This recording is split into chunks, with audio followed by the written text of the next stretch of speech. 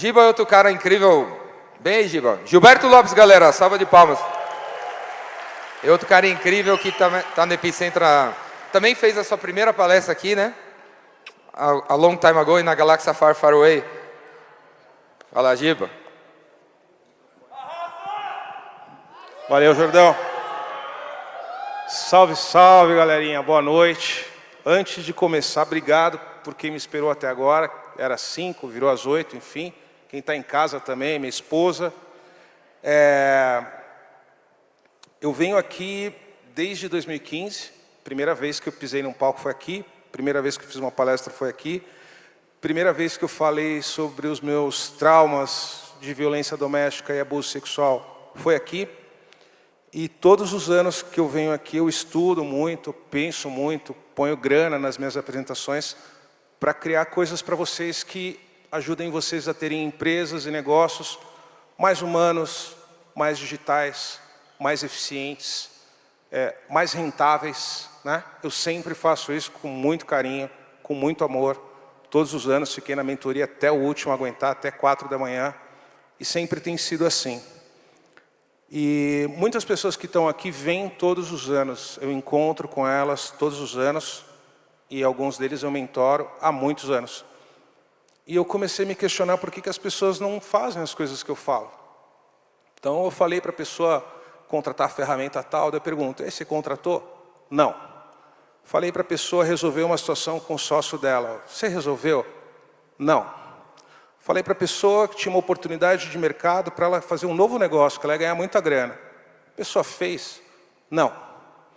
Aí eu comecei a notar um comportamento, né? Comecei a conversar com essas pessoas e aí vem uns desabafos. Ah, Giba, é fácil para você falar, porque você é rico, porque você é isso, você é aquilo. E a pessoa fala, eu sou incapaz, eu sou incompetente, eu não consigo fazer isso. Eu não tenho habilidade para fazer isso. E eu notei um comportamento, né, do complexo de vira-lata, que é o tema de hoje aqui. E eu queria falar sobre esse assunto, mas eu não posso falar sobre vocês, né? Eu não tenho a menor capacidade de falar sobre vocês. É uma absurda arrogância eu quero falar sobre vocês. Eu falei, eu posso falar sobre mim, né? Posso falar sobre os meus medos, os meus bloqueios, os meus problemas. Mas qual pessoa pública vai vir aqui e vai tirar a roupa na frente de vocês, né? E vai falar de coisas tão complexas que tem gente que me enxerga como uma referência e depois de que vê o que vai ver aqui vai falar, caramba, eu não sabia que esse cara tem os mesmos grilos que eu tenho. Então, como eu não posso falar de vocês, eu vou tirar minha roupa e vou falar de mim. Então, o conteúdo que está aqui hoje é para quem está sentado aqui ou quem está nos ouvindo em casa, que acha que é incapaz, que acha que é incompetente, que acha que já quebrou 3 vezes e não vai conseguir, que acha que é um merda, né? É para mostrar que não é assim, a gente mesmo que coloca um grilo gigante dentro da nossa cabeça, se autodetona, se autossabota. Então eu vou mostrar para vocês aqui um pouquinho dos problemas que eu enfrento, que eu enfrentei aí nos últimos 50 anos, tentando me autovalorizar. Vou falar um pouquinho de como tudo começou com esse áudio aqui. Porto Alegre, terça-feira, 27 de maio de 1980. Eu vou dar uma surra em vocês! Vocês aprenderem quem manda nessa porra dessa casa! Eu matei a minha mãe e os meus irmãos! Primeiro você vai ter que me matar, seu animal! É hoje mesmo que você vai morrer, seu filho da puta! A briga começa. Gritos, socos, objetos voando por toda a casa. No meio da pancadaria, dá para ouvir o som seco de uma cabeça sendo repetidamente batida contra a parede do quarto. Alguns minutos depois, ouve-se a sirene do carro da polícia que foi chamada pelos vizinhos. A polícia invade a casa e termina com a briga. Fora da casa, toda a vizinhança está na rua acompanhando ao vivo o show de horrores, como se fosse um reality show. Na noite que se segue, o medo controla a mente, mantém os olhos abertos, a boca seca, dispara seu coração e te mantém em alerta total. Como dormir? Se a qualquer momento pode começar tudo de novo. Eu mostrei esse áudio aqui em 2015, a primeira vez que eu pisei aqui. A cabeça batendo nesse áudio é a cabeça da minha mãe. E isso está gravado na minha cabeça como se fosse um filme em alta definição. Vivi essa situação, eu, a minha irmã, o meu irmão, e a minha mãe apanhava noite sim, noite não. É muito difícil para você criar uma estrutura psicológica normal vivendo num ambiente desse, né? A minha mãe batalhou muito e conseguiu uma bolsa de estudos para mim numa escola particular. Tinham 400 crianças, 399 crianças brancas com dinheiro e uma criança negra e pobre. E aí, o que eu achei que ia mudar a minha vida, que era escola, tinha o inferno que era casa e começou um segundo inferno que era escola. Então eu ia para a escola, vinham esses comentários, né? Essa escola não é para pobre, volta para sua favela. Fiquem longe do pretinho. Ele tem piolho. Aquele menino está sempre com a roupa suja. Eu usava a roupa doada, né? Então a roupa que gastou ou que não serve mais em alguém, vai para algum lugar e chega em gente que não pode comprar a própria roupa.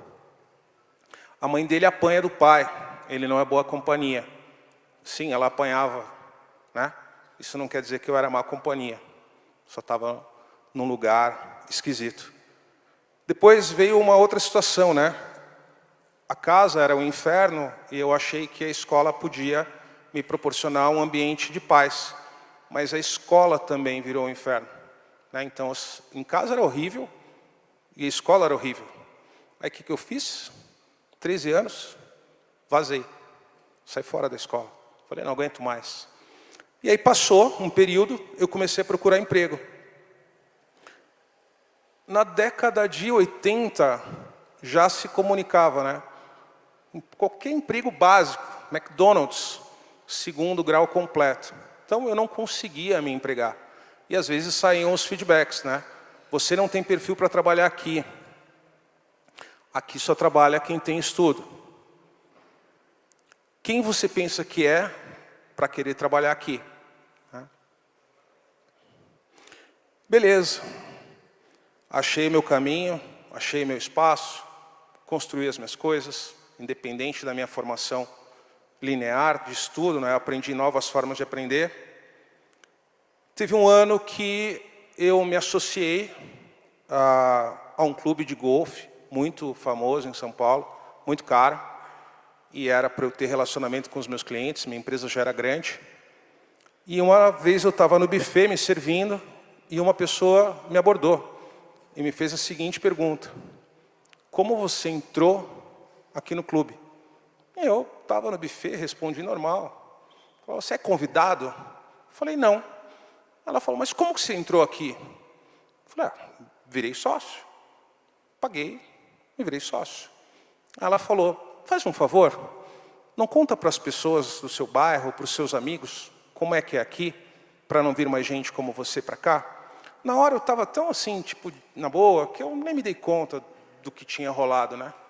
Quando eu voltei para a mesa, as pessoas me falaram, e aí, você estava conversando com aquela mulher, né? O que rolou? Aí eu contei. Eu falei, rolou isso. Pô, Giba, mas ela foi racista, né? Eu falei, não senti isso. Não, ela foi. Então você não vai se dando conta. As coisas acontecem de uma forma tão natural, isso está tão impregnado, que você nem se dá conta do que está acontecendo. E aí teve uma outra situação. A Honda lançou o Honda Civic, um carro super bonito, 2006. Um dia eu acordei, falei para minha esposa, aquele carro super bonito, tinha grana, meti uma Havaianas, uma bermuda, uma camiseta toda desbotada, fui na loja, comprar um à vista. Estou parado em frente ao carro, assim, delirando, né, olhando o carro, falando, nossa, vou ter esse carro. Né? Olhei para a vendedora e falei, tem esse carro? Ela não levantou a cabeça da mesa, do jeito que ela está, ela falou, é muito caro para você. Né? E aí você fala, caceta, só quero comprar o carro, né? O que está rolando? E essa parada continua, ela não termina, né? Estava no restaurante, no bairro dos Jardins, em São Paulo, na Doc Lobo. Restaurante, o almoço ou o jantar, sai mais ou menos R$600 a cabeça. E eu estava lá, com um cliente almoçando, eu estava com um terno, pedi o meu carro no valet, parado, para uma Mercedes, o motorista vem, me dá a chave e manda essa frase aí: cuida do meu carro bem. Então esse negócio, ele vai te seguindo, né? Toda hora, em todo lugar que você está. Então quando eu era aquele preto, pobre, semi-analfabeto, me detonava. Aí eu mudei todo o negócio, me tornei um cara rico, continuo sendo preto, continuo sendo analfabeto, mas tenho muito conhecimento. Mas não mudou o tratamento. Continua o mesmo tratamento. Como é que se comporta alguém que tem complexo de vira-lata, né? Esse complexo que eu tenho, tá, gente? Eu trabalho isso, mas eu tenho isso. Eu sei que para vocês devem estar perplexos, falando como que esse cara tem isso, né? Não é possível, mas eu tenho, tá? É alguém que vive se rebaixando. Então, para vocês entenderem algumas coisas. Primeiro ano que eu vim aqui palestrar, tinha um folder que tinha as fotos de todos os palestrantes. E junto com as fotos tinha um histórico acadêmico de cada pessoa.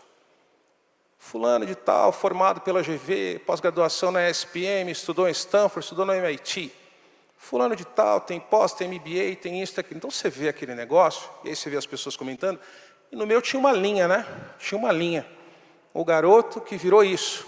Então essa coisa ela vai te perseguindo, e você vai se autodetonando, né? Então as pessoas não conseguem enxergar valor em si mesmo, preferem valorizar as outras pessoas, né? Aquelas pessoas que são boas, o influenciador que é bom, o palestrante que é bom, e você é sempre um lixo. Esse complexo leva a gente a pensar e precisar constantemente de aprovação, né? Para a gente nunca está bom. A gente sempre precisa que uma pessoa que a gente considera que é melhor que a gente nos aprove, né? E dê esse aval para a gente seguir em frente. Esse que está aí nesse pote de margarina é o paçoca. E eu coloquei só para fazer uma referência, né? Como que muita gente pobre nasce, né? E é mais ou menos assim. Eu fui reprovado em dezenas de processos seletivos, entrevistas de emprego, dezenas de vezes. E a maior parte delas não foi a pessoa do RH. Eu já chegava reprovado. A minha roupa me reprovava, a minha mentalidade me reprovava, o meu medo me reprovava. Eu ficava desesperado num processo desse, porque eu entendia que eu não tinha a menor condição de conseguir uma posição daquela. Então, eu já entrava vendido, né? Eu já sabia que eu não ia conseguir chegar em lugar nenhum. Eu abri a minha primeira empresa em 2003, e entre 2003 e 2006, eu fui de 800 mil reais de faturamento para, sei lá, 35 milhões de reais de faturamento. E eu tinha reuniões com presidentes de empresas. Eu entrava em pânico. Eu ia no banheiro, eu fazia xixi na calça, antes da reunião, durante a reunião, depois da reunião. Uma vergonha absoluta, porque as pessoas estavam falando de valores enormes. E elas tinham contratado a minha empresa, elas tinham me contratado para fazer aquilo. Mas eu achava que eu não era capaz. Apesar da empresa ter feito uma concorrência entre várias empresas, a minha ter sido a vencedora, ainda assim, eu achava que eu não era capaz. E aí eu fazia xixi na calça.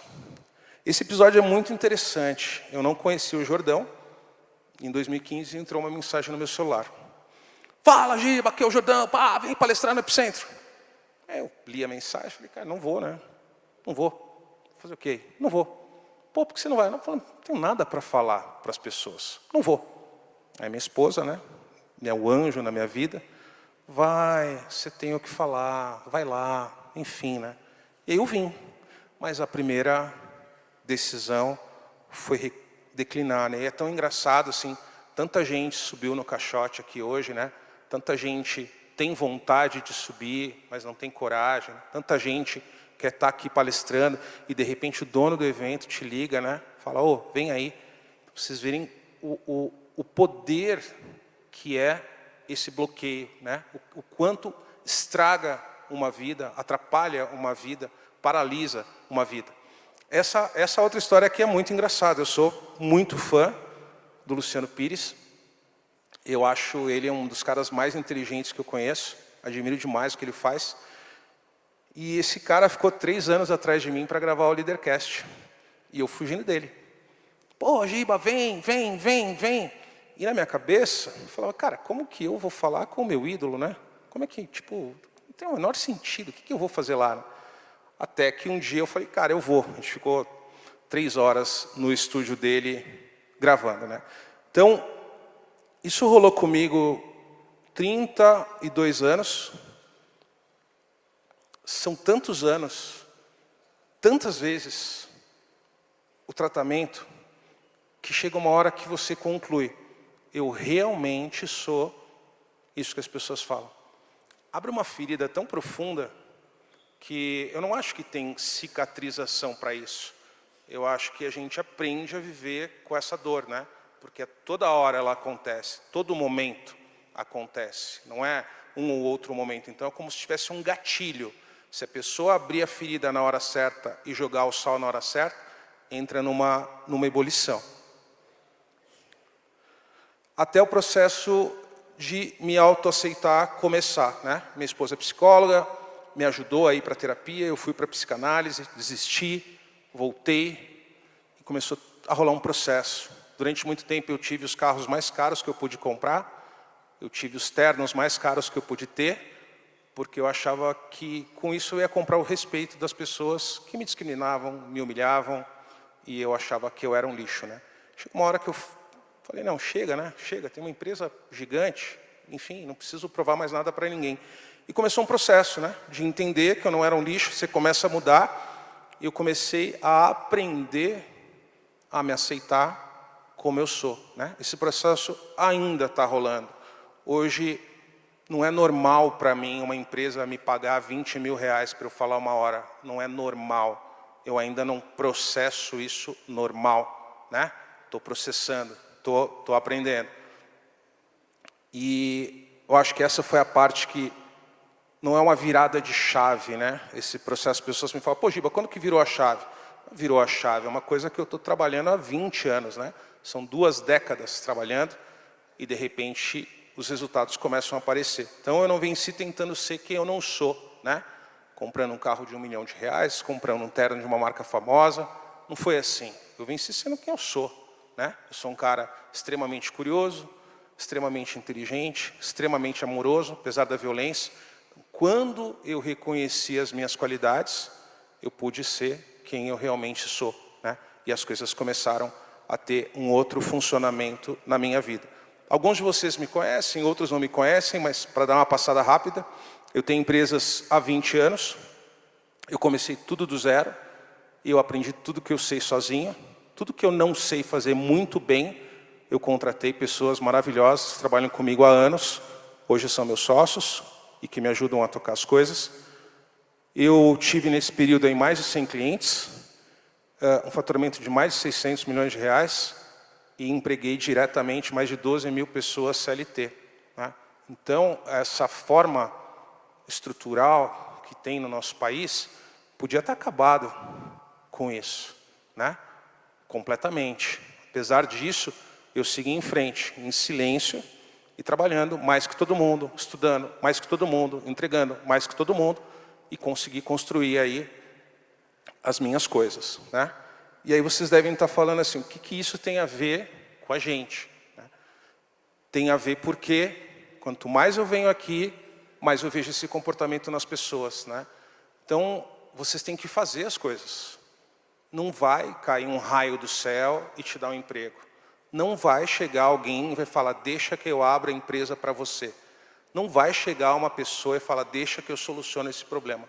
Não existe alternativa, né? A galera fala assim, né? Deitado na cama ou deitado no sofá. Ai, Giba, eu tenho esperança, né? Não tem que ter esperança. Você tem que ser a esperança. Você tem que ser a esperança. Você tem que liderar. Você tem que fazer. Você tem que enfrentar as buchas. A maior parte de vocês não gosta de número. Tem que aprender a gostar de número. Tem que entender por que não pode falar de racismo. Tem que aprender sobre LGBT. A gente que transforma. Não é o outro que transforma. É a gente que transforma. Então eu vejo muito esse comportamento. Eu falei, pô, peraí, estou vendo um negócio que eu vivi 30 anos, né? Preciso fazer algo a respeito. Por isso que eu tomei essa decisão de me expor dessa forma aqui, né? Então, a pessoa que mais precisa acreditar em você é você mesmo. Eu entrava na seleção, morrendo de medo, fazendo xixi na calça. Quem vai contratar uma pessoa que faz xixi na calça? Não vai. Enquanto não caiu a ficha disso, eu não consegui evoluir, né? Então vocês precisam enfrentar essas coisas, porque não adianta eu vir aqui ensinar os métodos de gestão mais avançados para vocês, ensinar sobre transformação digital, ensinar sobre marketing, ensinar como ter uma cultura humanizada dentro da empresa, se vocês estão cagando de medo. Não vai rolar, né? Então precisa resolver essa parte aqui também. É possível. Vocês viram as desgraças que eu mostrei aqui hoje, né?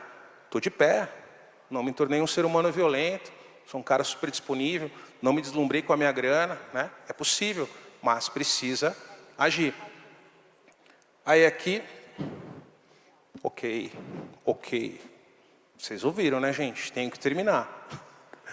Se você não acreditar em você mesmo, se você não defender essas ideias, quem o fará, né? Não vai rolar uma mágica e alguém fazer isso para você.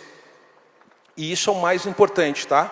Quando eu era pobre, quando eu era o preto, quando eu era o cara com a roupa doada e era o semi-analfabeto, porra, esse preto de merda, pá. Aí hoje, o que eu sou hoje? Rico filho da puta. O rico que explora o funcionário. Playboy do caralho que ganhou a empresa do pai, né? Então é muito louco como que a sociedade trata as pessoas, né? E aí, para vocês terem clareza nisso, né? Nenhuma fase ruim da vida é eterna, né? A minha levou 30 anos para virar, mas virou, né? Uma hora vira. Então assim, é uma fase, independente do momento que vocês estão passando, é uma fase, vai passar. E aí, eu trouxe aqui o Paçoca, para falar de vira-lata, para vocês verem como a coisa passa, né? O vira-lata sempre foi detonado no Brasil e ele virou queridinho. Isso aqui é uma pesquisa do Pet Censo, mostrando que o vira-lata é o cachorro preferido de 40% das famílias, né? Então, a fase ruim do vira-lata passou. E tem mais, né? O vira-lata virou um cara pop. Logo mais ele pode estar aqui no Epicentro palestrando com a gente. Se você é brasileiro ou apenas mora no Brasil, é praticamente impossível que você nunca tenha visto um vira-lata caramelo. E a melhor parte é que 99% deles são simpáticos e gente finíssima, como por exemplo o Chico. Desgraçado! Olha o controle! E quem acha que eles são preguiçosos está muito enganado, pois tem vendedor de roupas, atendente do Serasa e até mesmo vendedor de carros. Quando eu vi que 99% deles são gente boa e gente finíssima, eu falei, ó, tô na categoria certa. E aí é isso, gente, não permitam que o julgamento dos outros determine o que vocês vão ser na vida. Façam o que vocês quiserem, sejam o que vocês quiserem, é isso. Então aí os meus contatos, obrigado, brigadíssimo. Obrigado.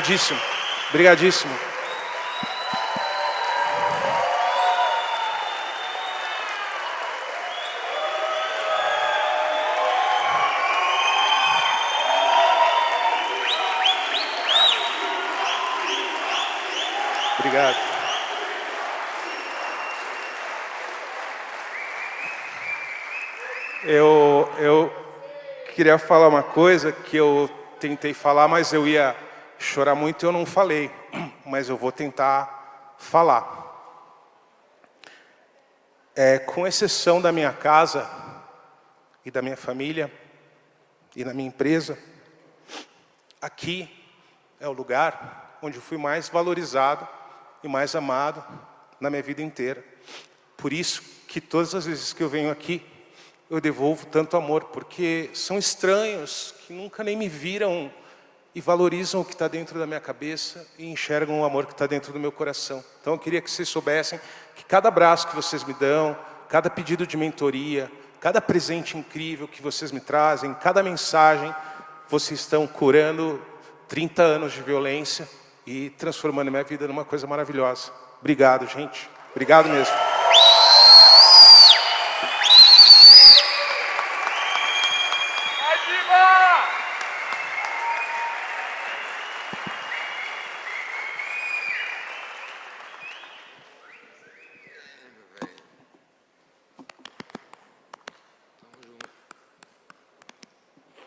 A gente fala que o tema desse ano foi O Coração Chama, né?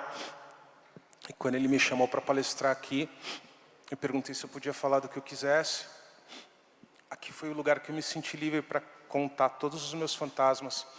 E aqui, 7 anos depois, eu estou tirando a roupa para falar de novo dos meus fantasmas. Então, esse lugar aqui é mágico, vocês são especiais demais. E essa parada aqui transforma a gente, transforma totalmente. Obrigado.